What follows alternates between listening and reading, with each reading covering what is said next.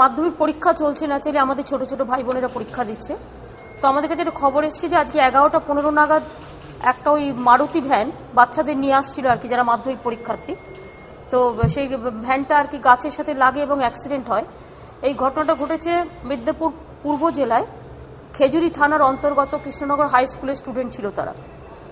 তো তার মধ্যে 7-8 জন পরীক্ষা দিচ্ছে। তারা পরীক্ষা দিচ্ছে হাসপাতালে টোটাল ডাক্তারদের তত্ত্বাবধানে। আর একজনের অবস্থা সিরিয়াস, ড্রাইভার মারা গেছে।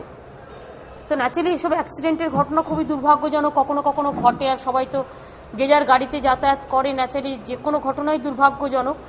সুতরাং এটা আমরা যেটা ঠিক করেছি যে এই এখন তো উচ্চ মাধ্যমিক চলবে, এই ধরনের কোনো ঘটনা ঘটলে সরকার পরীক্ষার্থীদের পাশে আছে, সব রকম সহযোগিতা দেবে। তাদের সমস্ত রকম সহযোগিতা দেওয়া হচ্ছে এবং একটি বাচ্চা সিরিয়াস, সে সুস্থ হলে তাকে স্পেশাল পরীক্ষার অ্যারেঞ্জমেন্ট করে দেওয়া হবে।